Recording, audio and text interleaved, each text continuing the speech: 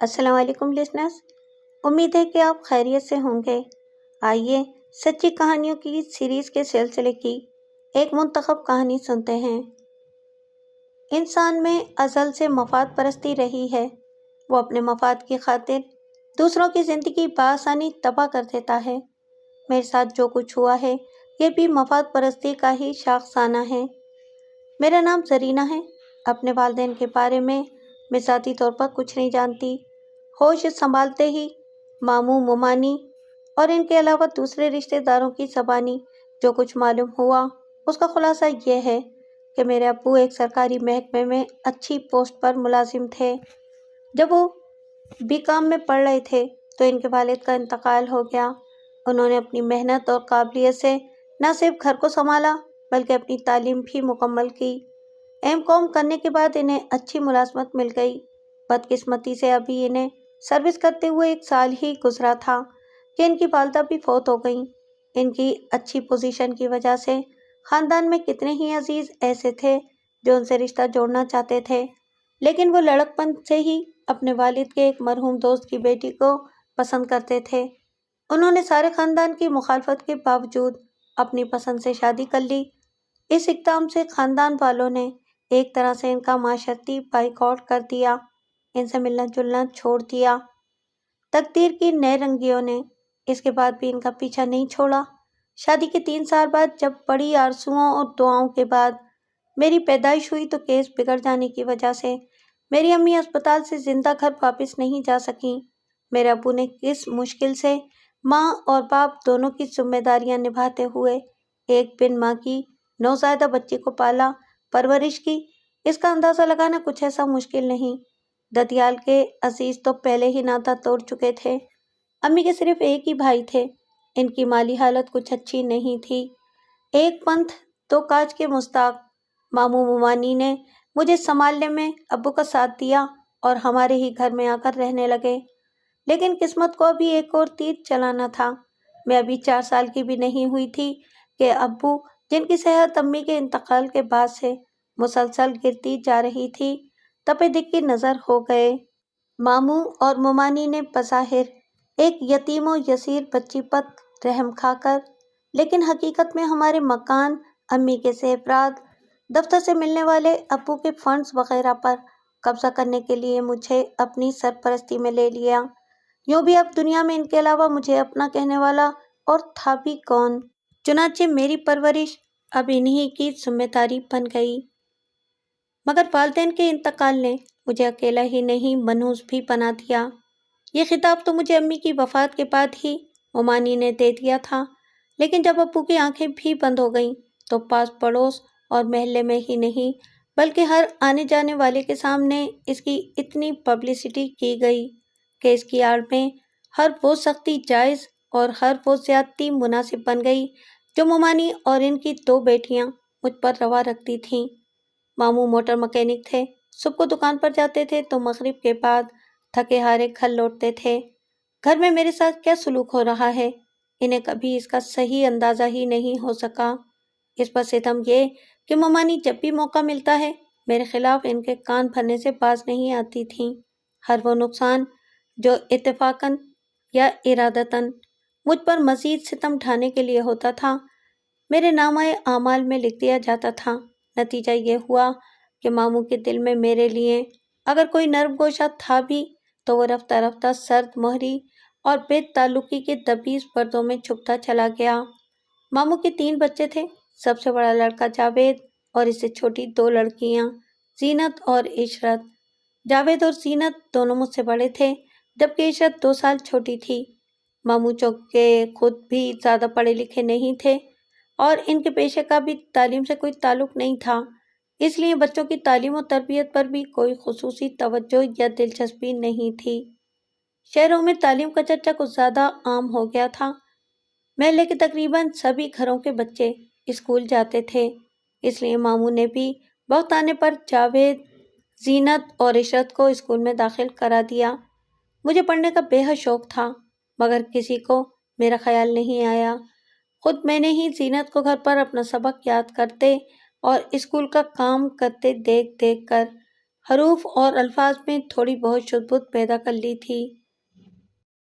پھر ایک دن محلے کے اسکول کی استانی کسی کام سے مومانی سے ملنے آئیں اور انہوں نے مجھے چھپ کر پڑھتے دیکھ لیا تو میرے شوق اور بغیر اسکول جائے ذاتی کوشش سے حاصل کی ہوئی استعداد سے اتنی متاثر ہوئیں کہ انہوں نے مومانی کو میرا نام بھی اسکول میں لکھانے پر آمادہ کر لیا، اور مومانی تیار ہوئی بھی تو اس شرط پر کہ اسکول کی فیس اور کتابوں وغیرہ سے ان کا کوئی واسطہ نہیں ہوگا۔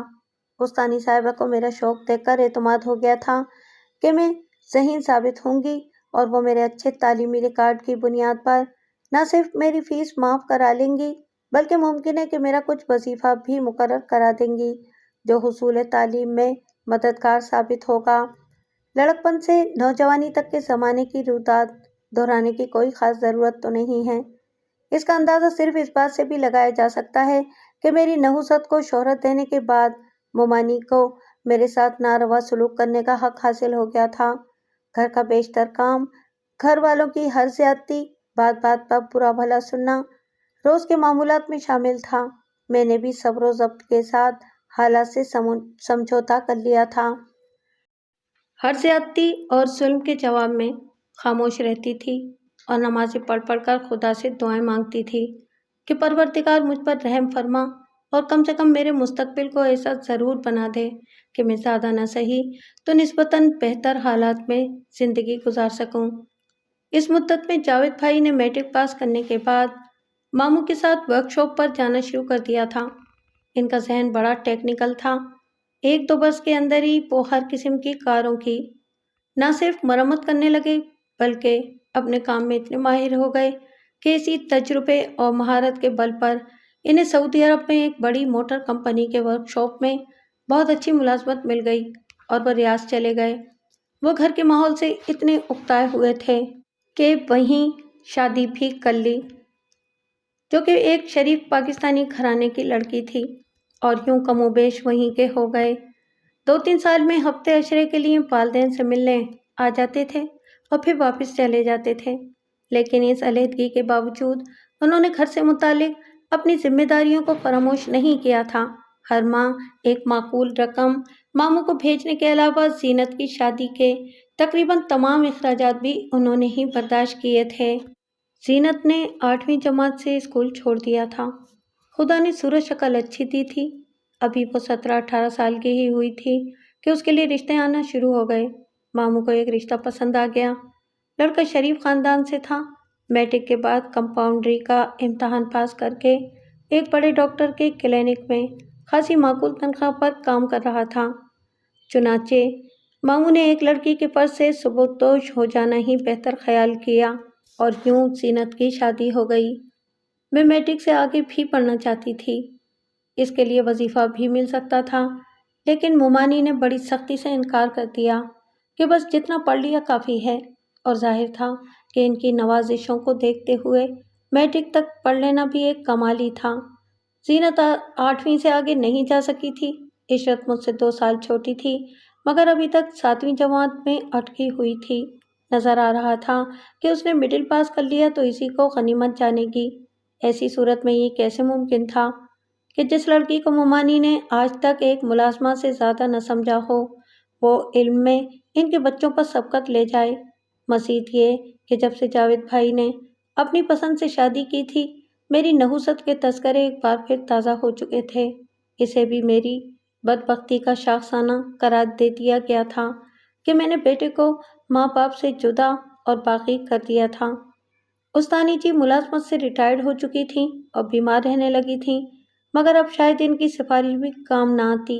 میں جس طرح اب تک صبر کرتی آئی تھی، اب بھی یہ سوچ کر خاموش ہو گئی کہ آخر کبھی تو بارگاہ الہی میں میری دعائیں شرف قبولیت حاصل کریں گی، کبھی تو زندگی کے یہ روز و شب بدلیں گے، کبھی تو مجھے اتنی آزادی حاصل ہوگی کہ اپنی مرضی سے کچھ کر سکوں، تب جہاں تک جی چاہے گا پڑھ لوں گی۔ ماموں بوڑھے ہوئے جا رہے تھے، اب ان سے زیادہ محنت نہیں ہوتی تھی، نظر بھی کمزور ہو گئی تھی اور ہاتھوں میں کچھ رشا بھی آ گیا تھا۔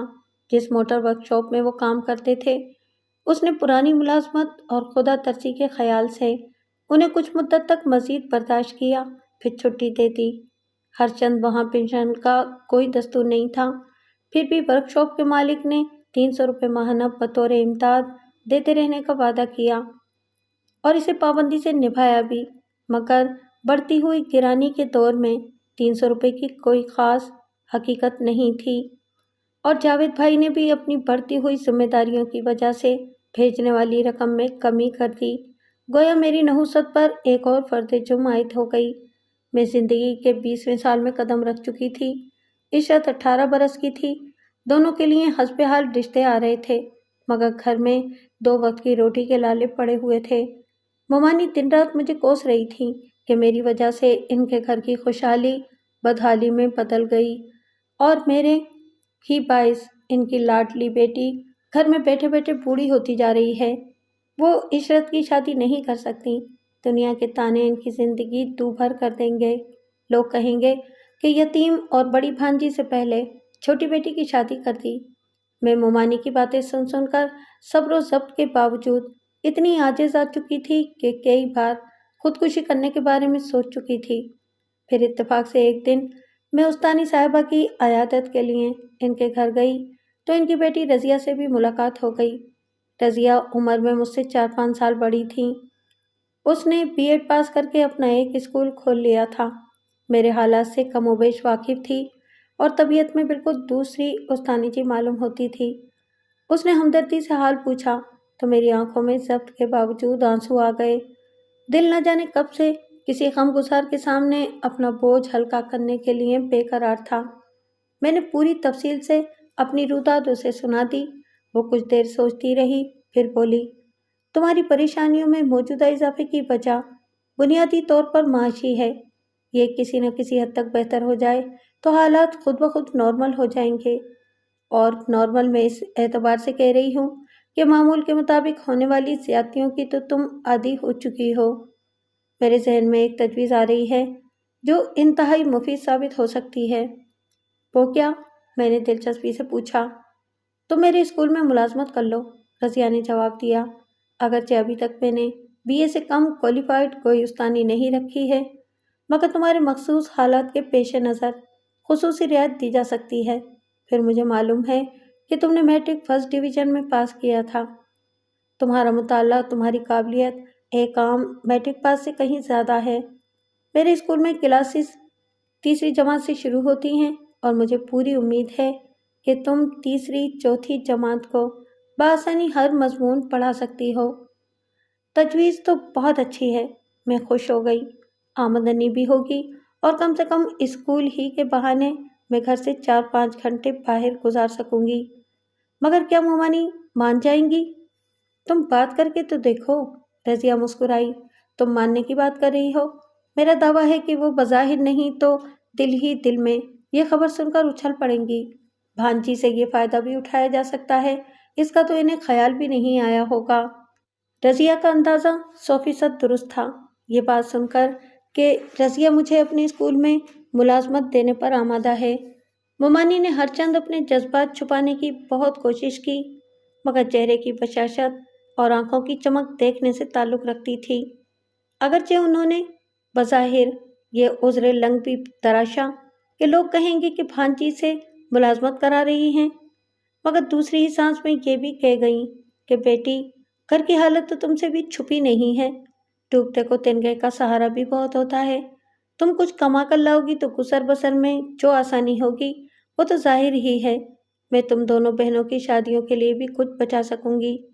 دل تو نہیں چاہتا، مگر تمہاری خوشی اسی میں ہے، تمہیں روکنا بھی نہیں چاہتی۔ اور یوں اگلے ماہ کی 1 تاریخ سے میں رضیہ کے اسکول میں پڑھانے لگی۔ ایک طرف یہ حالات تھے تو دوسری جانب تقدیر کچھ نئے گل کھلانے کا انتظام کر رہی تھی۔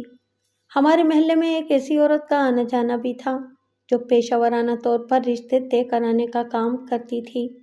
پتہ نہیں اس کا نام کیا تھا، مگر سب محلے والے اسے مائی خیراں کہا کرتے تھے۔ یہ عورت ہمارے گھر بھی آتی جاتی رہتی تھی۔ کچھ دنوں سے میں محسوس کر رہی تھی کہ اس کی آمد و رفت معمول سے کچھ زیادہ بڑھ گئی ہے، اور جب وہ آتی ہے تو ممانی اسے الگ کمرے میں لے جا کر بڑی دیر تک سرگوشیوں جیسے انداز میں باتیں کرتی رہتی ہیں۔ مجھے یہ تو اندازہ تھا، کہ گفتگو کا موضوع میری یا عشرت کی شادی ہی ہو سکتی ہے، لیکن یہ گمان تک نہیں تھا کہ مومانی شادی کی آڑ میں میرا سودا طے کرنے کی کوشش کر رہی ہیں۔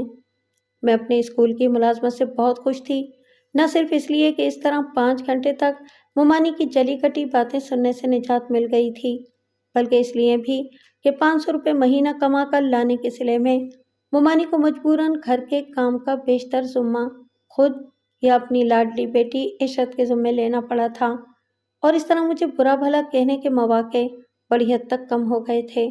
لیکن میری یہ خوشی ایک دوسرے اعتبار سے جلد ہی ایک نئی پریشانی میں تبدیل ہو گئی۔ دور کے رشتے سے رضیہ کا ایک چچا زاد بھائی تھا، نصرت نام تھا اس کا۔ وہ گاہے بگاہے کسی کام سے یا یوں ہی رضیہ سے ملنے کے لیے اسکول آتا تھا۔ دیکھنے میں اچھا تھا، بظاہر خوش اخلاق اور مہذب بھی معلوم ہوتا تھا۔ ایک بار رضیہ نے خود ہی مجھ سے اس کا تعارف کروایا۔ اس کے بعد دعا سلام اور خیر و عافیت کے چند جملوں کا تبادلہ ہونے لگا۔ رفتہ رفتہ میں نے محسوس کیا کہ نصرت میری ذات میں ضرورت سے زیادہ دلچسپی لے رہا ہے، اسکول بھی زیادہ آنے لگا ہے، کار میں آتا جاتا تھا۔ ایک مرتبہ غالباً دانستہ اسکول کی چھٹی کے وقت آیا اور مجھے میرے گھر تک چھوڑنے کی پیشکش کی۔ مجھے زندگی کے تجربات نے بہت محتاط اور دور اندیش بنا دیا تھا۔ میں نے اس کی بڑھتی ہوئی توجہ کے سلسلے میں خود کو ریزرو رکھا اور اس کی اس پیشکش کو بھی شکریہ کے ساتھ مسترد کر دیا۔ 2-3 بار ایسا ہی اتفاق ہوا تو میرے رویے سے بددل ہو کر یا کسی اور وجہ سے نصرت کی آمد و رفت بھی کم ہو گئی اور وہ مجھے نظر انداز کرنے لگا۔ میں نے دل ہی دل میں خدا کا شکر ادا کیا کہ پریشانی درد سر نہ بنی، مگر مجھے معلوم نہیں تھا کہ یہ وقتی سکون تقریباً اسی نوعیت کا تھا جو کسی طوفان کی آمد سے پہلے محسوس ہوتا ہے۔ گھر میں مائی خیراں کی آمد و رفت اور مومانی سے سرگوشیاں رنگ لائیں۔ ایک دن خود مومانی نے ہی مجھے بتایا کہ مائی خیراں میرے لیے بہت ہی اچھا رشتہ لائی ہیں۔ لڑکا شریف خاندان سے ہے، مالدار بزنس مین ہے، پسندیدہ اتوار اور پاکیزہ اخلاق کا مالک ہے، دولت بنگلہ کار، ملازم، غرض یہ کہ زندگی کے جملہ سامان آسائش موجود ہیں۔ میں نے تبھی زبان سے پوچھ لیا کہ جب یہ ساری خوبیاں موجود ہیں تو اسے ہمارے یہاں رشتہ کرنے کی کیا مجبوری ہے؟ اسے تو ایک سے ایک اچھی اور دولت مند گھرانے کی لڑکی مل سکتی ہے۔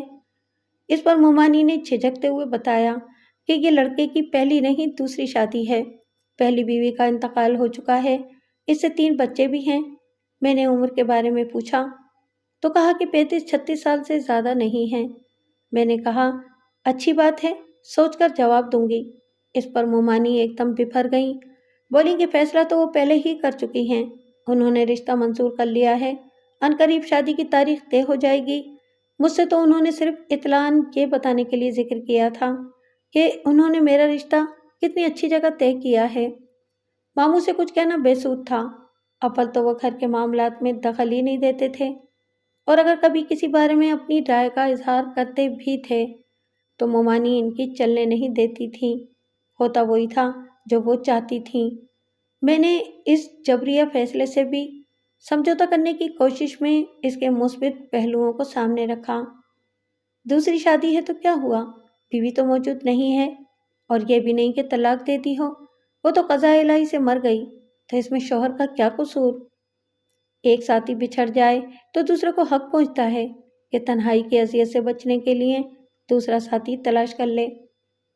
3 بچے ہیں تو شادی کے بعد بچے ہوا ہی کرتے ہیں، انہیں ماں کے ساتھ مارا یا گھر بدر تو نہیں کیا جا سکتا۔ باپ کا فرض ہے کہ وہ ان کی مناسب انداز میں پرورش کرے۔ دوسری بیوی کے لیے انہیں اپنانا مشکل ضرور ہوتا ہے، ناممکن نہیں ہوتا۔ مومانی نے مجھے یہ نہیں بتایا تھا کہ ان بچوں کی صنف یا عمریں کیا ہیں، تو اسے کیا فرق پڑتا ہے، اور اس شخص کی عمر بھی 35-36 سال ہے تو وہ بہت زیادہ تو نہیں ہے۔ سب سے بڑی بات یہ ہے کہ دولت مند آدمی ہیں، زندگی کے بیشتر مسائل تو دولت ہی حل کر دیتی ہے، بلکہ پیدا ہی نہیں ہونے دیتی۔ ایک شادی کے بعد مرد کچھ زیادہ ہی سمجھدار، بردبار اور متحمل ہو جاتا ہے، پھر یہ کہ اس گھر سے تو نجات ملے گی۔ مومانی کی کڑوی کسیلی باتیں، چھڑکیاں اور کوسنے تو نہیں سننا پڑیں گے۔ غرض اپنے ذہن کو میں نے ایسے ہی دلائل دے دے کر کافی حد تک اس رشتے پر آمادہ کر لیا تھا۔ اچانک ایک دن مومانی اور مائی خیرہ کی باتیں سننے کا موقع مل گیا۔ ہوا یوں کہ اسکول میں آدھے دن کی چھٹی ہو جانے کی وجہ سے میں تقریباً 11 بجے گھر واپس آ گئی۔ عشرت 1-2 دن کے لیے اپنی بڑی بہن زینت کے یہاں گئی ہوئی تھی۔ ماموں زیادہ تر اپنے کمرے میں رہتے تھے۔ میں گھر میں داخل ہوئی اور کسی طرف کوئی توجہ دیے بغیر اپنے کمرے کی طرف چل دی۔ راستے میں وہ کمرہ پڑتا تھا جو عموماً مہمانوں کو بٹھانے اور ان کی خاطر تواضع کرنے کے لیے استعمال ہوتا تھا۔ قریب سے گزرتے ہوئے میں نے مومانی اور مائی خیرہ کے باتیں کرنے کی آوازیں سنی۔ چونکہ کسی کے سننے کا اندیشہ نہیں تھا، اس لیے وہ دونوں بے فکری سے عام لب و لہجے میں گفتگو کر رہی تھیں۔ کچھ روپے کے لین دین کا ذکر ہو رہا تھا۔ میرے قدم خود بخود رک گئے۔ تم نے 25,000 روپے لانے کا وعدہ کیا تھا، مومانی کہہ رہی تھیں، اور صرف 10,000 لائی ہو۔ پریشان ہونے کی تو ضرورت ہی نہیں، 25,000 ہی ملیں گے، مائی خیرہ نے جواب دیا۔ ان 10,000 کو تم پیشگی سمجھو اور باقی 15,000 نکاح ہونے سے پہلے ادا کر دیے جائیں گے۔ فطری طور پر مجھے شدید حیرت ہوئی۔ یہ تو گویا ایک طرح سے میرا سودا کیا جا رہا تھا۔ دل چاہتا تھا کہ اور باتیں بھی سنوں، مگر اسی وقت ماموں نے کسی کام سے مومانی کو آواز دی اور میں جلدی سے اپنے کمرے میں آ گئی، لیکن ذہن میں ایک خلش پیدا ہو چکی تھی۔ آخر ایسی کیا ضرورت یا مجبوری تھی کہ شاہنواز، یہ اس آدمی کا نام تھا جو مجھ سے شادی کرنے کے لیے اتنی بڑی رقم دینے پر آمادہ تھا، اسے مجھ سے کہیں زیادہ بہتر رشتے مل سکتے تھے۔ میں اب تک اس نقطے پر خود کو یہ سوچ کر مطمئن کر لیا کرتی تھی کہ میں بہت خوبصورت ہوں، اور یہ کوئی خود ستائی نہیں ہے۔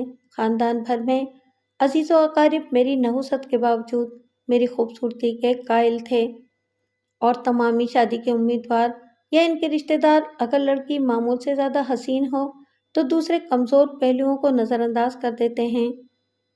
مگر دنیا میں خوبصورت لڑکیوں کا قحط تو نہیں پڑ گیا تھا؟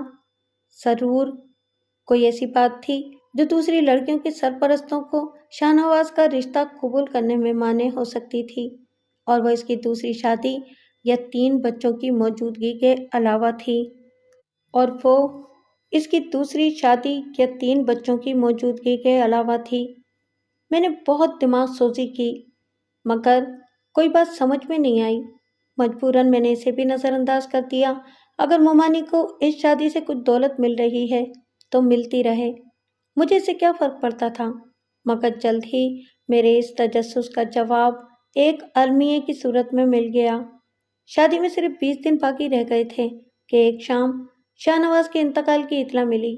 اپنے دفتر میں کام کرتے ہوئے اس پر دل کا دورہ پڑا تھا۔ لوگ اسے فوراً اسپتال لے گئے، مگر اس کا وقت پورا ہو چکا تھا، اور پھر جو اس اطلاع کے ساتھ انکشافات کا سلسلہ شروع ہوا تو میں جیسے دوہرے سکتے میں رہ گئی۔ معلوم ہوا کہ اس کی عمر 55 سال سے کسی طرح کم نہیں تھی۔ وہ بلڈ پریشر کا مریض تھا، 1-2 ہلکے دورے پہلے بھی پڑ چکے تھے، اور وہ 3 بچے نہیں جوان تھے، جن میں سے ایک لڑکا اور ایک لڑکی کی شادی بھی ہو چکی تھی۔ سب سے چھوٹا لڑکا FA میں پڑھ رہا تھا۔ تب میری سمجھ میں آیا کہ مومانی کو اس شادی بلکہ بھانجی کی تجارت میں 25,000 کیوں دیے جا رہے تھے۔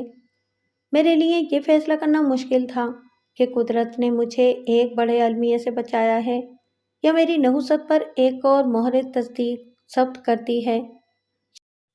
شاہنواز کے حالات کچھ بھی تھے، مومانی کو تو یہ پبلسٹی کرنے کا موقع مل گیا تھا کہ یہ لڑکی ضرورت سے زیادہ منحوس ہے۔ اس کی نحوست نے ماں باپ کو ہی نہیں بلکہ اپنے ہونے والے شوہر کو بھی اپنا شکار بنا لیا۔ اب مومانی کی کرم فرمائیاں کچھ اور بڑھ چکی تھیں۔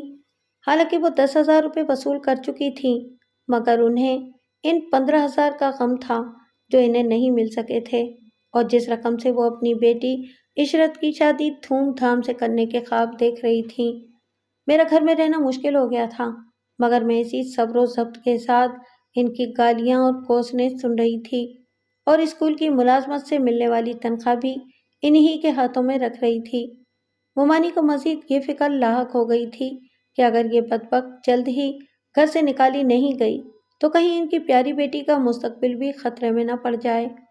انہوں نے مائی خیرہ سے جلے بھنے لہجے میں صاف کہہ دیا تھا کہ اس منوس کے لیے جلدی کوئی انتظام کر دو، چاہے وہ جاہل ہو، اندھا ہو یا لولا لنگڑا ہو، مگر 2 بول پڑھوا کر اس نحوست سے میرا گھر پاک کر دو۔ مائی خیرہ نے بھی گویا ہتھیلی پر سرسوں جما کر دکھا دی۔ وہ ایک رشتہ بقول خود میری نحوست کی دور دور تک پھیلی ہوئی شہرت کے باوجود، بڑی دوڑ دھوپ اور منت سماجت کے بعد لڑکے والوں کو آمادہ کر کے لائی تھی۔ لڑکے کا نام جمال تھا، صرف 5ویں جماعت تک پڑھا تھا، جس کے بعد اس کے باپ نے اسے ایک لیتھ مشین شاپ پر بٹھا دیا، جہاں اس نے لیتھ مشین پر کام کرنا سیکھا اور اب ایک کارخانے میں ٹرینر کی حیثیت سے ملازم تھا۔ گھر میں ماں باپ کے علاوہ 2 شادی شدہ بھائی اور 3 بہنیں بھی رہتی تھیں۔ باپ بوڑھے ہو کر بیکار ہو چکے تھے۔ دونوں بڑے بھائیوں میں سے ایک رنگ و روغن کا کام کرتا تھا اور دوسرا کپڑے سینے کی مشینوں کو درست کرتا تھا۔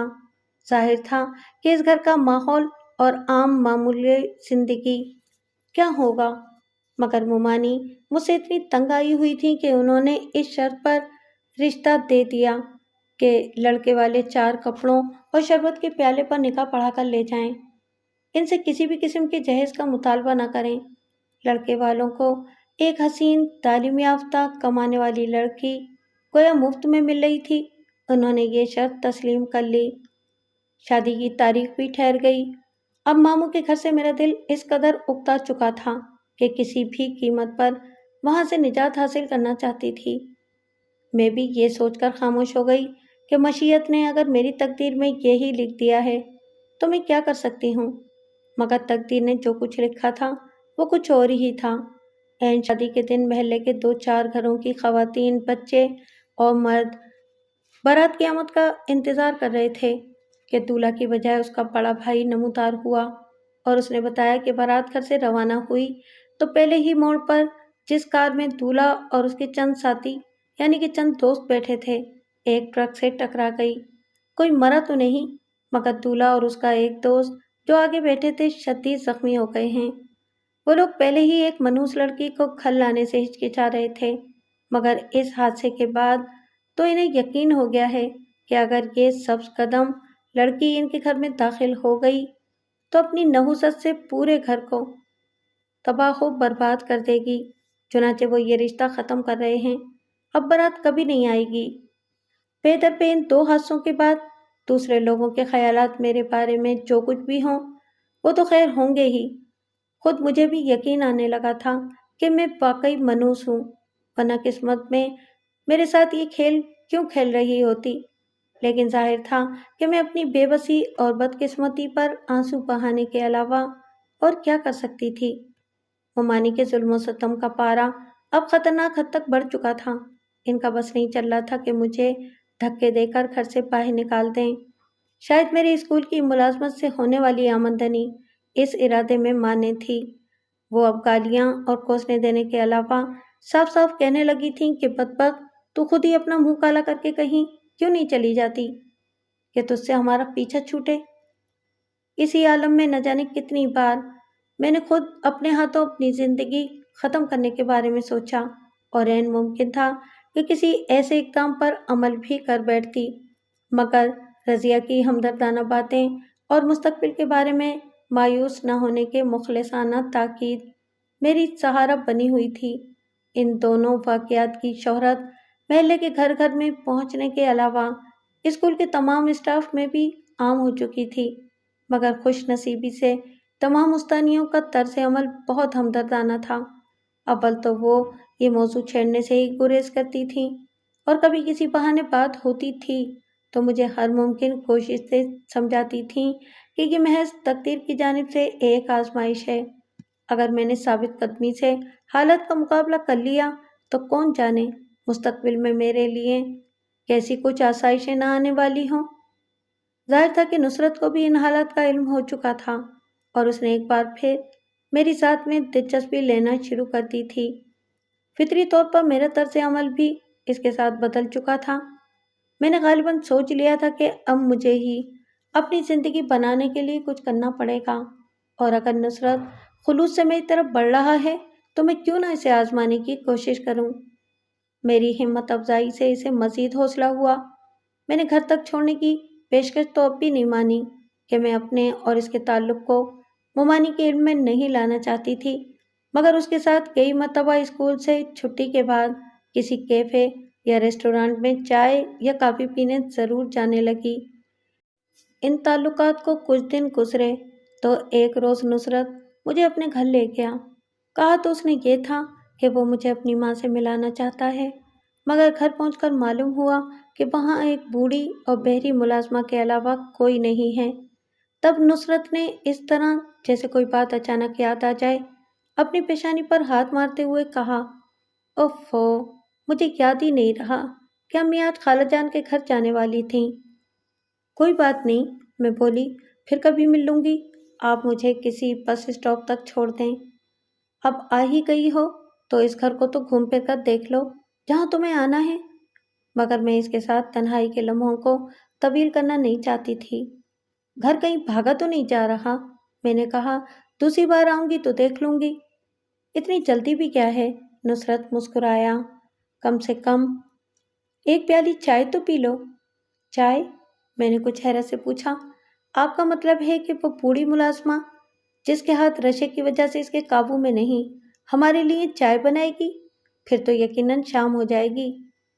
परेशान मत हो, मुझे यकीन है कि थर्मास में चाय तैयार होगी, नुसरत ने जवाब दिया। अम्मी जानती हैं कि मैं जब भी बाहर से घर में आता हूँ चाय ज़रूर पीता हूँ। वो मेरे लिए चाय बनाकर गई होंगी। नुसरत मुझे अपने कमरे में ले गया और वहाँ वाकई थर्मोस में गर्मा गर्म चाय मौजूद थी। मैं इतनी सादा लो नहीं थी कि जो कुछ नज़र आ रहा था यह नुसरत बता रहा था इस पर आंखें बंद करके यकीन कर लेती। मुझे शक था कि इसने आज मुझे अपनी वालदा से मिलाने का प्रोग्राम इसलिए रखा था कि इसे मालूम था कि वो घर पर मौजूद नहीं होंगी। थर्मास में चाय की मौजूदगी भी इसके मंसूबे का हिस्सा हो सकती थी, मगर मैंने अपने किसी अमल से अपने ख्यालात का इजहार नहीं होने दिया। नुसरत ने अलमारी से 2 प्यालियां निकाली जिनकी वहां मौजूदगी मेरे शुबे की मजीद तायद कर रही थी, और थर्मास से दोनों प्यालियों में चाय भरकर एक प्याली मुझे पेश की, मगर मैंने उस वक्त तक पहला घूंट भी नहीं भरा जब तक नुसरत अपनी निस्फ प्याली खाली नहीं कर चुका था। इसके पूछने पर मैंने जवाब दिया कि मैं ज़रा ठंडी चाय पीना पसंद करती हूँ। चाय पीकर मैं कुर्सी से उठने लगी तो नुसरत ने मेरा हाथ पकड़ लिया। आखिर तुम्हें जाने की इतनी जल्दी क्यों है? वो बोला, ये तन्हाई तो किस्मत से ही मैसर आई है। क्या हम इससे कोई फायदा ना उठाएं? कैसा फायदा? अपने दिल के अरमान पूरा करने का।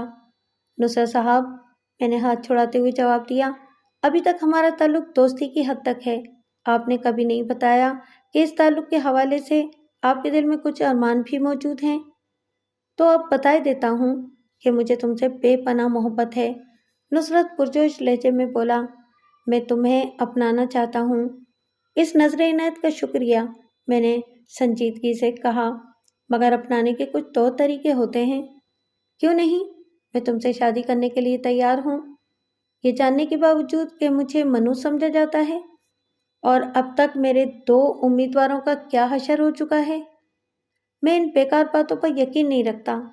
बड़ी खुशी की बात है, मैंने कहा, लेकिन आप अपने दावे में सच्चे हैं तो फिर बाकायदा पयाम दीजिए।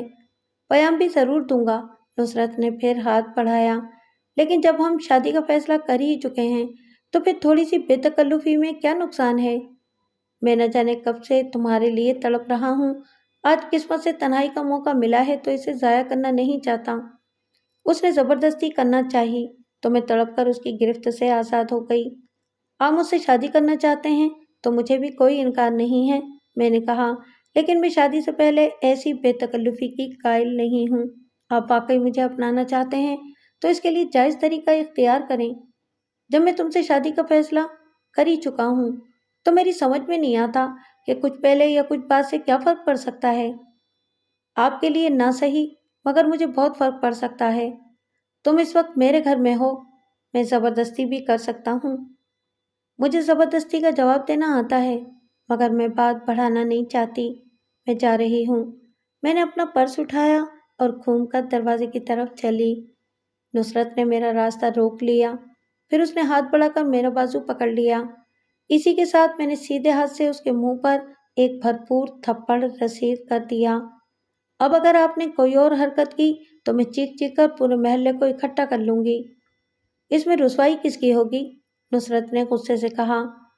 مجھے جھوٹی رسوائی کی کوئی پرواہ نہیں، میں نے بھی تیزی سے جواب دیا۔ میں آپ کے بارے میں سنجیدہ کچھ سوچنے لگی تھی، مگر آپ کی اس حرکت نے ثابت کر دیا کہ آپ ایک ہوشکار شیطان کے علاوہ اور کچھ نہیں ہیں۔ آئندہ آپ مجھ سے بات کرنے کی بھی کوشش نہ کریں، ورنہ آج جو کچھ ہوا ہے میں اسے رضیہ صاحبہ کے کانوں تک پہنچانے میں کوئی تامل نہیں کروں گی۔ میں ان لڑکیوں میں سے نہیں ہوں جنہیں بدنامی کے خوف سے ڈرا کر چپ چاپ لوٹ لیا جاتا ہے۔ اتنا کہہ کر میں تیزی سے کمرے سے باہر نکل گئی۔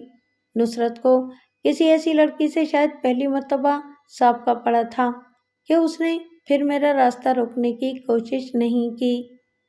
ایک مرتبہ پھر نصرت کا اسکول آنا جانا تقریباً بند ہو گیا۔ شاید وہ میری اس دھمکی سے ڈر گیا تھا کہ میں سب کچھ رضیہ کو بتا دوں گی۔ ذاتی طور پر مجھے اس کی اس ذلیل حرکت سے بہت صدمہ ہوا تھا۔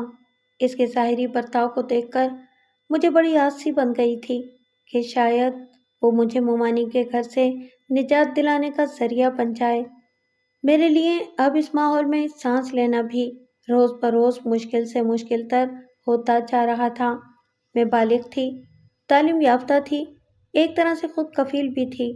مومانی تو اٹھتے بیٹھتے بار بار تانے دینے لگی تھی کہ کسی کو اپنا یار بنا کر اس کے ساتھ بھاگ کیوں نہیں جاتی تاکہ تجھ سے اور تیری نحوست سے ہماری جان چھوٹے۔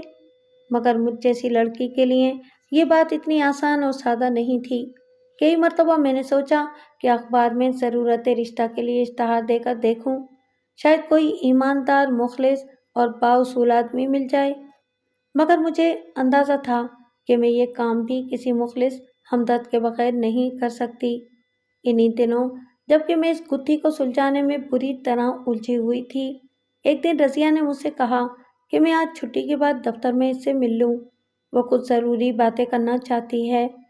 نصرت والے معاملے کو مہینے بھر سے زیادہ ہو چکا تھا، پھر بھی نہ جانے کیوں مجھے اس کا خیال آ گیا۔ سوچا کہ شاید میرا تھپڑ کھا کر نصرت کے سر پر چڑھا ہوا بھوت اتر گیا ہو، شاید وہ سچ مچ مجھے پسند کرتا ہو اور اپنی غلطی کا احساس کر کے اس نے مجھے جائز طریقے سے اپنانے کے لیے اپنی والدہ سے بات کی ہو، اور پھر شاید اس کی والدہ نے رضیہ سے میری مرضی معلوم کرنے کے لیے کہا ہو۔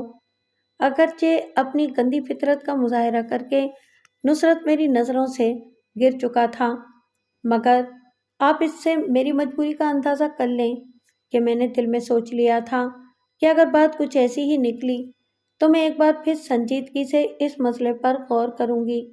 لیکن رضیہ نے تو میری مشکل کا کوئی اور ہی حل تلاش کیا تھا۔ میں اس کے دفتر میں داخل ہوئی تو اس نے ایک ہمدردانہ مسکراہٹ سے میرا استقبال کیا۔ بیٹھ جاؤ سرینا، وہ بولی، مجھے آج تم سے ایک بہت ہی اہم موضوع پر بات کرنا ہے، اور میں چاہتی ہوں کہ میری تمام باتیں سن کر تم عجلت میں کوئی فیصلہ نہ کرو، بلکہ انتہائی ٹھنڈے دل و دماغ سے ہر پہلو پر غور کر کے کوئی رائے دو۔ اس آغاز گفتگو سے مجھے کچھ اور یقین ہو گیا کہ شاید میرا اندازہ درست ہے۔ آپ فرمائیے، میں پوری توجہ سے سن رہی ہوں۔ مجھے تمہارے گھر کے حالات کا علم ہے، رضیہ نے نرمی سے کہا، اور تمہارے صبر و ہمت کی داد دیتی ہوں۔ اس انتہائی نامناسب بلکہ غیر انسانی سلوک کے باوجود جو اس گھر میں تمہارے ساتھ روا رکھا جا رہا ہے، تم ابھی تک اپنے ہوش و حواس بحال رکھنے میں کس طرح کامیاب رہی ہو۔ میں یہ بھی جانتی ہوں کہ تمہاری کمائی پر قبضہ کرنے کے باوجود تمہاری مومانی ہر قیمت پر تم سے پیچھا چھڑانا چاہتی ہیں۔ شاید ان کا بس چلے اور قانون سے ملنے والی سزا کا خوف نہ ہو تو وہ تمہیں جان سے مارنے سے بھی گریز نہ کریں۔ ایسی صورت میں کچھ بعید نہیں کہ وہ تمہیں ایک بار پھر کسی اندھے کنویں میں دھکا دینے کی کوشش کریں، اور تم محض اس ماحول سے جان بچانے کے لیے دانستہ اس کنویں میں کود پڑو۔ ان حالات میں میرے نزدیک تمہیں یہ حق ہی نہیں پہنچتا، بلکہ تمہارا فرض بھی بن جاتا ہے کہ خود اپنی زندگی کا راستہ متعین کرنے کی کوشش کرو۔ کیا یہاں تک تمہیں میرے خیالات سے اتفاق ہے؟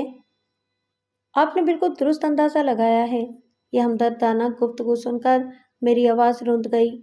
مگر میں ایک تنہا اور بے سہارا لڑکی ہوں۔ اپنے طور پر کچھ کرنا بھی چاہوں تو کیا کر سکتی ہوں؟ اس لیے میں نے تمہاری مدد کرنے کا فیصلہ کر لیا ہے، رضیہ نے جواب دیا۔ یہ مت سوچنا کہ میں نے جو حل بہت غور و فکر کے بعد طے کیا ہے وہ تمہاری مجبوری سے فائدہ اٹھانے کی ایک اور کوشش ہے۔ اپنے حالات تم مجھ سے زیادہ بہتر جانتی اور سمجھتی ہو۔ ان حالات میں اگر تم تھوڑے سے ایثار سے کام لو تو خدا نے چاہا تو تمہاری قسمت یکسر بدل سکتی ہے۔ آپ کیسی باتیں کر رہی ہیں؟ میں آپ کو اس دنیا میں اپنا واحد ہمدرد اور غمگسار خیال کرتی ہوں۔ اگر آپ نے مجھے زندگی سے لڑنے کا حوصلہ اور سہارا نہ دیا ہوتا تو شاید میں اب تک خودکشی کر چکی ہوتی۔ آپ بلا جھجک اپنی بات مکمل کریں۔ رہا ایثار کا سوال تو میں زندگی کے اس دورائے پر کھڑی ہوئی ہوں کہ ڈوبنے سے بچنے کے لیے کسی تنکے کے سہارے کو بھی غنیمت خیال کروں گی۔ تقدیر نے مجھے اس قابل ہی نہیں رکھا ہے جہاں میں کسی فیصلے کے لیے برابر کی سطح پر معاملہ کرنے کے بارے میں سوچ بھی سکوں۔ نہیں نہیں، اب ایسی بات بھی نہیں ہے، رضیہ مسکرائی۔ اپنے آپ کو اتنا حقیر بنا کر مت سوچو۔ تمہارے اندر وہ خوبیاں ہیں کہ اگر بدقسمتی سے تمہاری نام نہاد نحوست کو اتنی شہرت نہ دی جاتی تو آج ایک سے ایک بہتر امیدوار تمہارے دروازے پر دستک دے رہا ہوتا۔ اور میں نے اپنے طور پر جس شخصیت کا انتخاب کیا ہے وہ بھی انسانی قدروں کے ہر معیار پر پورا اترتا ہے۔ رضیہ چند لمحوں کے لیے خاموش ہو گئی، جیسے سوچ رہی ہو کہ مزید گفتگو کے لیے بہتر آغاز کیا ہو سکتا ہے۔ میں کچھ بڑھتے ہوئے اضطراب کے ساتھ اس کے بولنے کی منتظر تھی۔ میں ایک بہت ہی شریف اور اعلیٰ اخلاقی قدروں کے مالک خاندان سے واقف ہوں، آخر اس نے کہنا شروع کیا۔ دنیاوی اعتبار سے بھی وہ ایک معزز اور دولت مند خاندان ہے۔ یوں تو دور اور نزدیک کے بہت سے رشتہ دار ہیں، مگر وہ گھرانہ خود صرف 4 افراد پر مشتمل ہے، ایک ماں، ایک بھائی اور 2 بہنیں۔ دونوں بہنوں کی شادیاں ہو چکی ہیں اور وہ اپنے اپنے گھروں میں شاد و آباد ہیں۔ دوسری وسیع جائیداد کے علاوہ ان کی ایک بڑی مشین ساز فیکٹری بھی ہے جس کا انتظام بھائی اپنے جنرل مینیجر کی مدد سے سنبھالتا ہے۔ بھائی کا نام ادریس ہے، مکینیکل انجینئرنگ میں BA ہے، خوبصورت ہے، اچھی عادت و اطوار کا مالک ہے، عمر تقریباً 35 سال کے لگ بھگ ہے۔ اس کے لیے خاندان میں اور خاندان سے باہر بہت سے لوگ آس لگائے بیٹھے تھے، مگر تقدیر کا انقلاب اگر جھونپڑیوں اور کچے مکانوں کو اپنی لپیٹ میں لے لیتا ہے تو کوٹھیاں اور بنگلے بھی اس کی زد سے نہیں بچ پاتے۔ 2 سال پہلے ادریس کی آنکھیں دکھنے لگیں۔ اس نے کوئی خاص دوا نہیں کی۔ تکلیف پڑی تو ایک ڈاکٹر کو دکھا کر دوا لے لی، مگر یا تو ڈاکٹر نے ہی غلط دوا دے دی تھی یا پھر اس دوا میں ہی کوئی خرابی پیدا ہو چکی تھی کہ 1-2 بار کے استعمال سے ادریس اپنی بینائی کھو بیٹھا۔ تب سے اب تک ہر قسم کا علاج کیا جا چکا ہے مگر آنکھوں کی روشنی واپس نہیں آئی۔ کچھ ڈاکٹروں نے آپریشن کا مشورہ بھی دیا مگر وہ بھی کامیابی کے بارے میں پر امید نہیں تھے۔ تقریباً تمام ہی ماہر امراض چشم اس بات پر متفق ہیں کہ غلط دوا نے آنکھ کے عدسے کو ہی ناکارہ نہیں کر دیا بلکہ آنکھ اور دماغ سے تعلق رکھنے والی نازک نسوں کو بھی نقصان پہنچایا ہے، اور چونکہ اس نقصان کے بارے میں کوئی صحیح اندازہ نہیں لگایا جا سکتا اس لیے آپریشن کی کامیابی بھی مشکوک ہے۔ اب تم سمجھ سکتی ہو کہ اس المناک حادثے نے کس طرح ادریس کی زندگی کو متاثر کیا ہوگا۔ شروع میں تو وہ شادی پر ہی آمادہ نہیں تھا کہ اپنے ساتھ کسی دوسرے فرد کی زندگی کیوں برباد کرے، مگر اس کی ماں اور پھر میں نے اسے سمجھا بجھا کر راضی کر لیا ہے۔ اس کے لیے رشتے اب بھی مل سکتے ہیں کیونکہ لوگ دولت کے لالچ میں اس کے اندھے پن کو نظر انداز کر دیں گے، لیکن ادریس کا کہنا ہے کہ وہ کسی ایسی لڑکی سے شادی کرے گا جسے اس کی دولت کا لالچ نہ ہو، جو انسانیت، خلوص، ہمدردی اور غمگساری کے جذبات کے تحت اس کا ساتھ دینے پر آمادہ ہو۔ اچانک مجھے تمہارا خیال آیا۔ میں نے ادریس اور اس کی ماں کو تمہارے بارے میں سب کچھ بتا دیا۔ وہ لوگ رشتہ دینے کے لیے آمادہ ہیں۔ اور میرا اپنا خیال بھی یہی ہے کہ تم دونوں ایک دوسرے کی محرومیوں کا ازالہ بن سکتے ہو۔ مگر ادریس نے اصرار کیا کہ رشتہ دینے سے پہلے میں تمہاری مرضی معلوم کر لوں۔ اب بتاؤ تم کیا کہتی ہو؟ جیسا کہ میں نے بتایا اور آپ نے بھی اندازہ لگا لیا ہوگا کہ میں اپنا کوئی من پسند انتخاب کرنے کی پوزیشن میں نہیں تھی۔ پیاس سے جاں طلب آدمی روح افزا مشروبات کے خواب نہیں دیکھتا، اسے تو اپنی جان بچانے کے لیے پانی کے چند گھونٹ درکار ہوتے ہیں، چاہے وہ پانی گرم ہی کیوں نہ ہو۔ اور ادریس صاحب تو مجھے اپنے حق میں آب حیات محسوس ہو رہے تھے۔ رضیہ کا خیال درست تھا، ہم دونوں ایک دوسرے کی محرومیوں کا ازالہ کر سکتے تھے، مگر اب نہ جانے کیوں مجھے خود بھی اپنی تقدیر سے ڈر لگنے لگا تھا، کہیں میری نحوست سے ادریس صاحب کو بھی کوئی نقصان نہ پہنچ جائے۔ بے اختیار میرے منہ سے نکل گیا، کیا جاہلوں جیسی باتیں کر رہی ہو؟ اب تک جو کچھ ہوتا رہا ہے وہ محض ایک سوء اتفاق تھا، اور اگر تم ایسی ہی منحوس ہو تو آج تک تمہارے ماموں مومانی اور ان کے سب بچے کیوں اس نحوست سے محفوظ ہیں؟ چھوڑ دو ان باتوں کو، خدا نے چاہا تو کچھ نہیں ہوگا۔ مجھے یقین ہے کہ بالآخر تمہاری زندگی ایک خوشگوار انقلاب سے دوچار ہونے والی ہے۔ ادریس کی والدہ اور رضیہ باقاعدہ رشتہ لے کر ہمارے گھر آئیں تو مومانی کی حیرت دیکھنے سے تعلق رکھتی تھی۔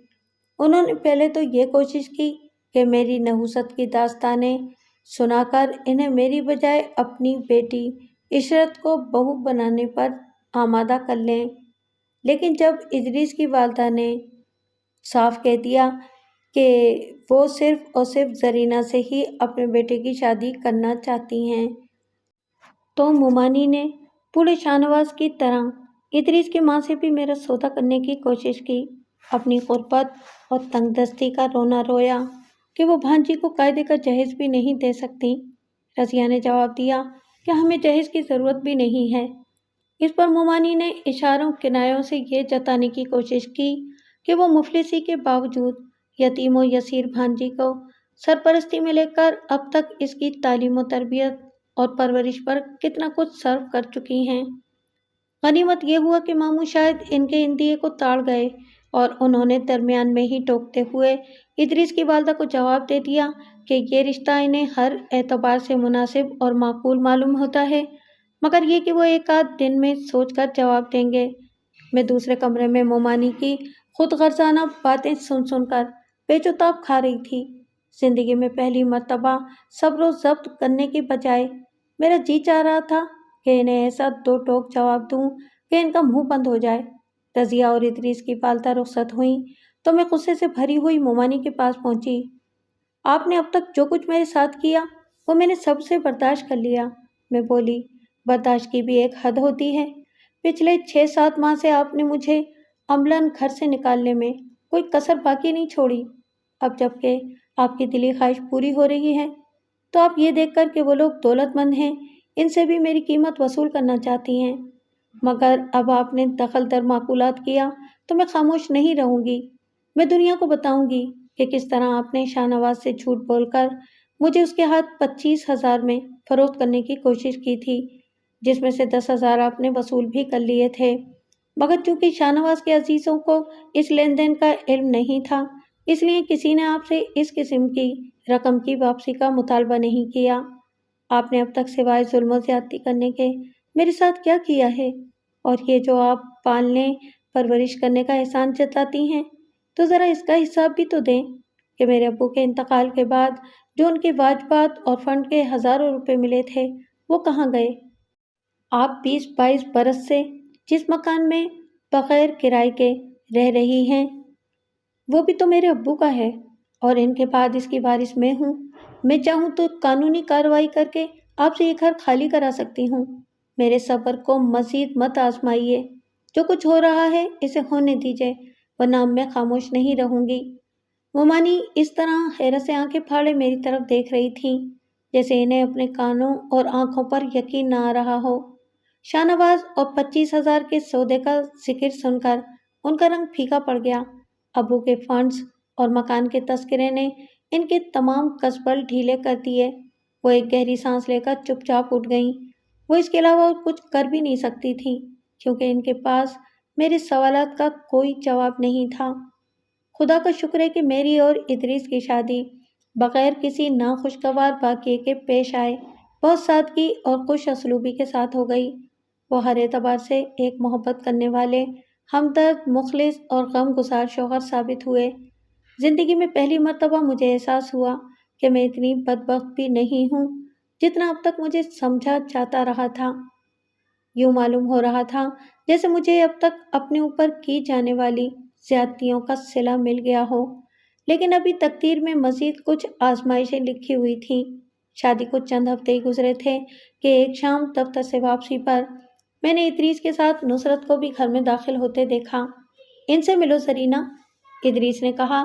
یہ نصرت صاحب ہیں، میرے چند عزیز دوستوں میں سے ایک۔ نصرت میری طرف معنی خیز نظروں سے دیکھ رہا تھا اور اس کے ہونٹوں پر ایک عیارانہ مسکراہٹ رقصہ تھی۔ اس تعارف کی کوئی ضرورت نہیں ہے ادریس صاحب، وہ بولا۔ میں اور زرینہ صاحبہ ایک دوسرے سے بخوبی واقف ہیں اور اس میں تعجب کی بھی کوئی بات نہیں۔ آپ جانتے ہوں گے کہ زرینہ میری بہن رضیہ کے اسکول میں پڑھاتی رہی ہیں۔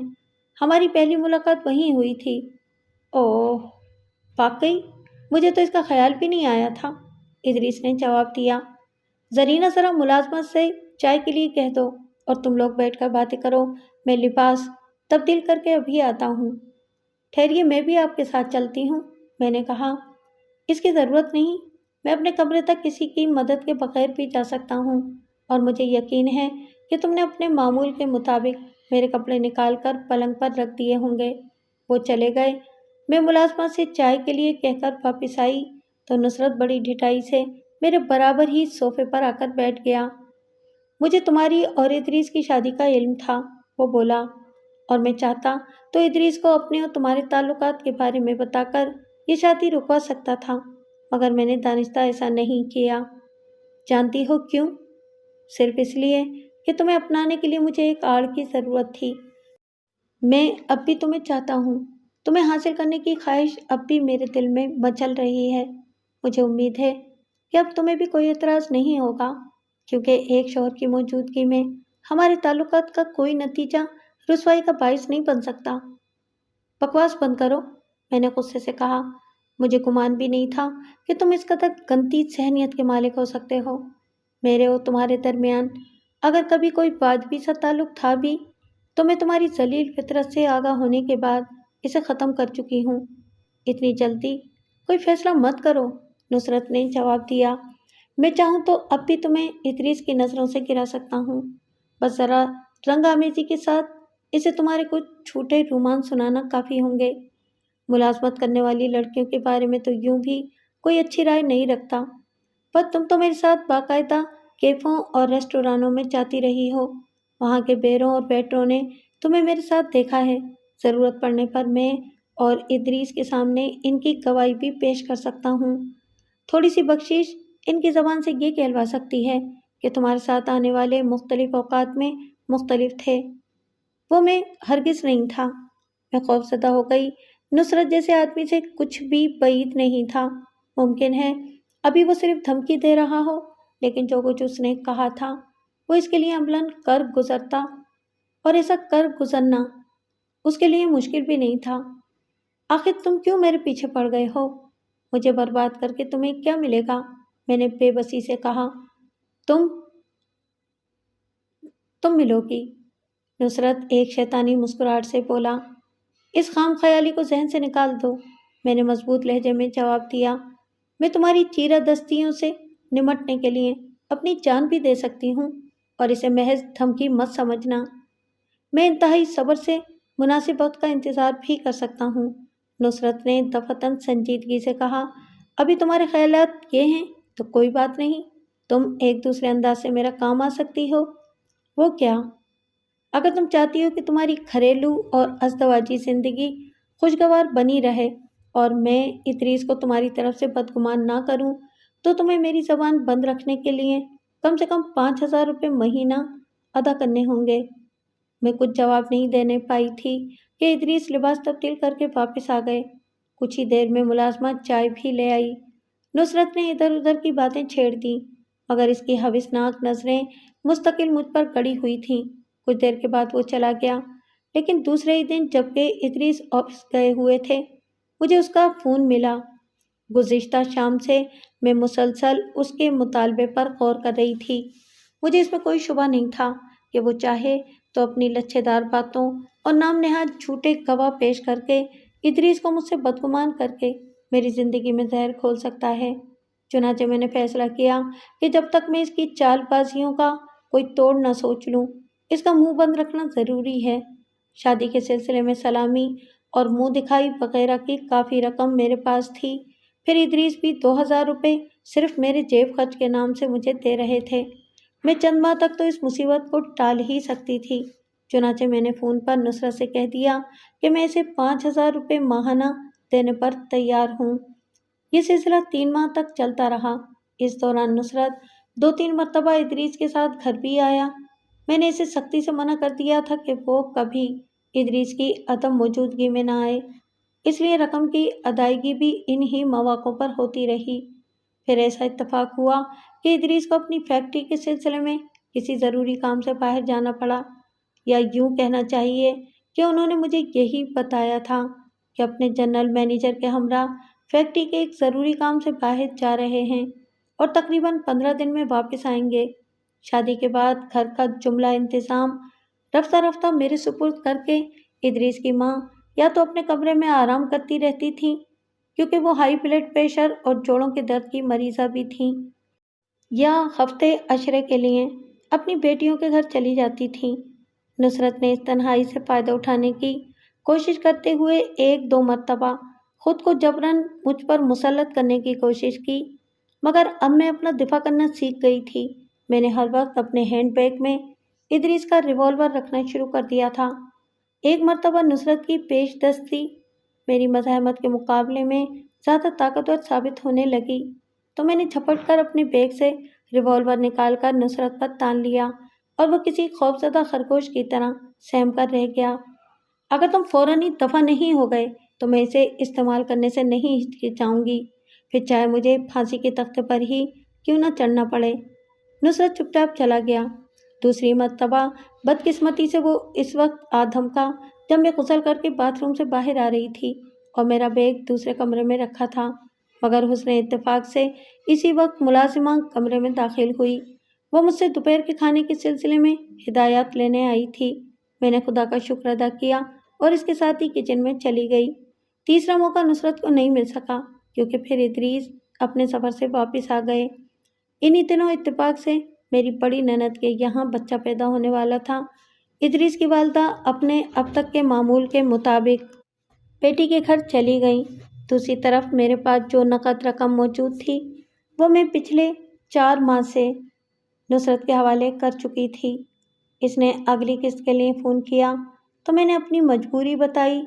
उसने कहा कि अभी तो मेरे पास बहुत से ज़ेवरात मौजूद हैं, इन्हें फ़रोख्त कर दूं, वरना वो अपनी धमकी पर अमल करने पर मजबूर हो जाएगा। मैं नुसरत की चीरदस्तियों से तंग आ चुकी थी। गुस्से और झुंझुलाहट में कह दिया कि जो कुछ उसका जी चाहे करे, मगर मैं मज़ीद ब्लैकमेल होने के लिए तैयार नहीं हूँ।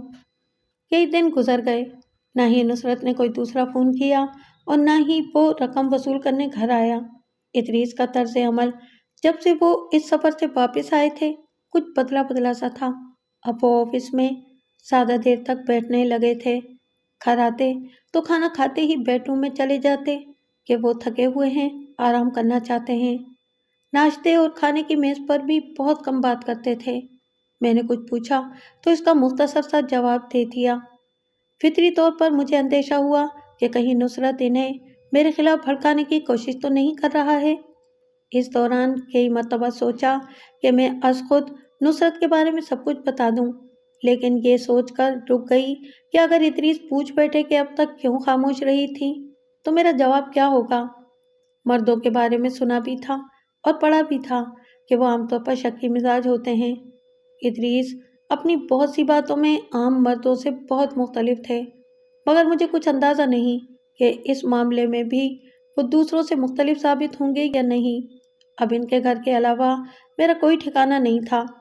خدا خدا کر کے مومانی کے ظلم و ستم سے نجات ملی تھی۔ میں نہیں چاہتی تھی کہ میری کوئی بھی غلطی زندگی کو دوبارہ جہنم بنا دے۔ ایک دن نصرت صبح 11 بجے آ دھمکا۔ ادریس دفتر جا چکے تھے۔ ملازمہ روزانہ کے لیے گوشت سبزی لینے بازار گئی ہوئی تھی۔ میں گھر میں بالکل اکیلی تھی۔ میرا اندازہ ہے کہ نصرت کو اس معمول کا علم تھا، اس لیے اس نے اپنی آمد کے لیے یہی وقت زیادہ مناسب سمجھا تھا۔ میں کمرے میں داخل ہوئی تو وہ کرسی پر بیٹھا مسکرا رہا تھا۔ اس وقت تم گھر میں بالکل تنہا ہو، وہ بولا۔ آج تو میں تم پر ہاتھ صاف کر کے ہی جاؤں گا۔ میں نے اپنے بیگ کی طرف ہاتھ بڑھایا۔ نصرت نے ایک کہا لگایا، آج تمہارا ریوالور بھی تمہیں مجھ سے نہیں بچا سکے گا۔ اس نے کہا، جب تم باتھ روم گئی تھی تبھی میں نے بیگ سے اسے نکال لیا تھا۔ میں شور مچا کر لوگوں کو جمع کر لوں گی، ضرور، مگر رسوائی تمہاری ہوگی۔ میں محلے کے آنے سے پہلے بھاگ جاؤں گا، پھر تم انہیں سمجھاتی رہنا کہ تم کیوں چیخی تھی۔ ممکن ہے وہ تمہارے کسی بہانے سے مطمئن ہو جائیں، مگر ادریس کبھی نہیں مانے گا۔ میں اسے گمنام فون کر کے پہلے ہی تم سے بدگمان کرتا رہا ہوں، اور ادریس نے تمہیں دھتکار دیا تو تم خود اندازہ لگا سکتی ہو کہ تمہارا کیا حشر ہوگا۔ یہ کہتے ہی اس نے جھپٹ کر مجھے پکڑنا چاہا، مگر میں بچ نکلی۔ کافی دیر تک کمرے میں یہ اچھل کود ہوتی رہی۔ میں ہانپنے لگی تھی۔ زیادہ دیر تک خود کو اس کی گرفت سے نہیں بچا سکی۔ اس نے مجھے دبوچ کر فرش پر گرایا ہی تھا کہ کمرے کے دروازے پر قدموں کی آہٹ سنائی دی۔ میں نے اور نصرت نے بیک وقت چونک کر دیکھا۔ ادریس کمرے میں داخل ہو رہے تھے۔ انہیں دیکھتے ہی نصرت مجھے اسی طرح فرش پر گرائے ہوئے چیخا، یہ آپ کیا کر رہی ہیں زرینہ بھابی؟ چھوڑیے مجھے، آپ میرے عزیز دوست کی بیوی ہیں۔ آپ کی یہ اوچھی اور عامیانہ حرکات آپ کو زیب نہیں دیتی۔ ذرا سوچیے، ادریس کو معلوم ہو جائے کہ اس کی پیاری بیوی اتنی دیوانی ہو گئی ہے کہ ہر کس و ناکس کو بہتی گنگا میں ہاتھ دھونے کی دعوت دیتی ہے تو اس کے دل پر کیا گزرے گی؟ کون ہے؟ کمرے میں کون ہے؟ ادریس تیز لہجے میں بولے۔ اوہ، ادریس بھائی تم؟ نصرت نے ابھی تک مجھے نہیں چھوڑا تھا۔ خدا کا شکر ہے کہ تم عین وقت پر آ گئے، ورنہ آج غضب ہو جاتا۔ کیا مطلب ہے تمہارا؟ میں کس زبان سے کہوں کہ زرینہ مجھے دعوت گناہ دے رہی تھی؟ نصرت نے جواب دیا، شادی سے پہلے ہم ایک دوسرے کو پسند کرتے تھے، مگر اس کی شادی تم سے ہو گئی تو میں نے اس کا خیال بھی دل سے نکال دیا۔ مگر جب بھی میں آتا زرینہ مجھے اپنی جانب مائل کرنے کی کوشش کرتی، اور آج تو اس نے انتہا کر دی، آتے ہی میرے گلے پڑ گئی۔ میں بھی آدمی ہوں، فرشتہ تو نہیں۔ ممکن تھا بہک جاتا، مگر تمہاری بر وقت آمد نے مجھے گناہ اور شرمندگی دونوں سے بچا لیا۔ یہ جھوٹ بک رہا ہے ادریس، میں نصرت کی گرفت سے خود کو آزاد کرنے کی کوشش کرتے ہوئے چلائی۔ ذلیل انسان مجھے بے عزت کرنا چاہتا تھا۔ اس نے شادی سے پہلے بھی کوشش کی تھی، مگر میں نے اس کا جواب تھپڑ سے دیا تھا۔ اب یہ اپنی اس ناکامی کا انتقام لے رہا ہے۔ خدا نے آپ کو عین وقت پر بھیج دیا، مجھے اس سے بچائیے، اس نے اب بھی مجھے پکڑ رکھا ہے۔ میں نے تمہیں پکڑ رکھا ہے یا تم نے مجھے؟ نصرت نے مجھے چھوڑ دیا۔ جھوٹ بولنے کی بھی حد ہو گئی، واقعی حد ہو گئی، ادریس نے عجیب سے لہجے میں کہا، اور قدم بڑھا کر نصرت کے منہ پر ایک تھپڑ رسید کر دیا۔ نصرت کی آنکھیں حیرت سے پھیل گئیں۔ میں بھی تعجب سے منہ پھاڑے ادریس کو دیکھتی رہ گئی۔ آخر انہیں کیسے معلوم ہوا کہ نصرت کہاں کھڑا ہے، اور اگر کھڑا ہے تو اس کا منہ کس طرف ہے؟ کیوں؟ حیرت ہوئی نا کہ ایک اندھا تمہیں تھپڑ کس طرح مار سکتا ہے؟ ادریس کی بات جاری تھی، مگر اب میں اندھا نہیں ہوں، سب کچھ دیکھ سکتا ہوں۔ ابھی پچھلے دنوں میں بظاہر جو آفس کے کام سے 15 دن کے لیے باہر گیا تھا تو وہ کام آفس کا نہیں، میرا ذاتی تھا۔ میں آنکھوں کا آپریشن کرانے گیا تھا، جو خدا کا شکر ہے کہ کامیاب ہوا۔ آج میں نے کمرے میں تمہاری صرف آوازیں ہی نہیں سنی بلکہ ذلیل حرکات بھی دیکھ لیں۔ تم نے ہر چند گمنام رہ کر فون کیے تھے، مگر میں تمہاری آواز پہچان گیا تھا، جس کے بعد سے میرا ایک آدمی مستقل تمہاری نگرانی کر رہا تھا۔ تمہاری بکواس کے باوجود مجھے زرینہ کی بے گناہی کا یقین تھا، کیونکہ زرینہ کا تھپڑ کھانے کے بعد تم نے رضیہ سے کہہ کر اسے اسکول سے نکلوانے کی کوشش کی تھی۔ پچھلے ایک دو تجربوں کی وجہ سے رضیہ کو شک تھا کہ تم انہی استانیوں کی شکایتیں کرتے ہو جو تمہارے دام میں نہیں آتی۔ اس نے الٹا تمہیں ڈانٹ کر اسکول آنے سے منع کر دیا، پھر یہ جانتے ہوئے کہ میری تم سے دوستی ہے اس نے شادی سے پہلے ہی مجھے آگاہ کر دیا تھا کہ کہیں تم اپنا انتقام لینے کی کوشش نہ کرو۔ چنانچہ تمہاری نگرانی میں اسی مقصد سے کرا رہا تھا کہ تم زرینہ کو کوئی نقصان نہ پہنچا سکو، اور اپنی آنکھوں کے آپریشن کے بارے میں بھی اسی لیے حقیقت چھپائی کہ ممکن ہے تم مجھے حسب سابق اندھا خیال کرتے ہوئے میرے سامنے کوئی ایسی حرکت کر جاؤ جو میرے لیے تمہاری ضلالت کا ثبوت بن جائے۔ آج تم خلاف معمول صبح کے وقت اپنے گھر سے نکلے تو میرے آدمی نے مجھے فون کر دیا۔ میں صرف اجراء احتیاط ہی گھر واپس آیا تھا، کیونکہ مجھے معلوم تھا کہ آج کل زرینہ صبح کے وقت گھنٹے 2 گھنٹے کے لیے بالکل اکیلی ہوتی ہے، اور مجھے شبہ تھا کہ کہیں تم اس تنہائی سے فائدہ اٹھانے نہ جا رہے ہو۔ میرا اندازہ ٹھیک نکلا، اور میں نے اپنی آنکھوں سے تمہاری ذلیل فطرت کو بے نقاب ہوتے دیکھ لیا۔ اب اگر اپنی مزید مرمت کروانا نہیں چاہتے تو دفع ہو جاؤ، اور آئندہ کبھی میرے یا زرینہ کے سامنے آنے کی کوشش مت کرنا۔ نصرت کسی مار کھائے ہوئے کتے کی طرح سر جھکائے کمرے سے نکل گیا، اور میری مسرت کا کیا ٹھکانہ تھا۔ میرے خدا نے نہ صرف مجھے بے عزت ہونے سے بچایا، بلکہ ادریس کی نگاہوں میں مجھے بے قصور ثابت کر دیا، اور ان کی آنکھوں کو روشنی دے کر میری زندگی میں ہر طرف اجالا ہی اجالا بکھیر دیا تھا۔ کون کہتا ہے کہ تم منحوس ہو؟ ادریس نے مجھے کہا، دیکھ لو، تمہارے آنے سے میری بینائی بھی واپس آ گئی، اور میں اسے خدا کی رحمت کے علاوہ تمہاری محبت کی برکت بھی سمجھتا ہوں۔ بعد میں معلوم ہوا کہ ادریس کا کچھ بدلا سا طرز عمل اس احتیاط کے پیش نظر تھا کہ کہیں میں ان کے کامیاب آپریشن کی حقیقت سے واقف نہ ہو جاؤں۔ وہ چاہتے تھے کہ جب تک وہ نصرت کو رنگے ہاتھوں نہ پکڑ لیں، اس خوشخبری کا انکشاف نہ کریں۔ ان دنوں اتفاق سے ان کے ایک ماہر امراض چشم دوست انگلینڈ سے چھٹیاں گزارنے آئے تھے۔ انہوں نے ادریس کی آنکھوں کا معائنہ کیا تو فوراً آپریشن کی رائے دی، اور خود آپریشن بھی کیا، اور جیسا کہ انہیں توقع تھی کہ آپریشن کامیاب ثابت ہوا۔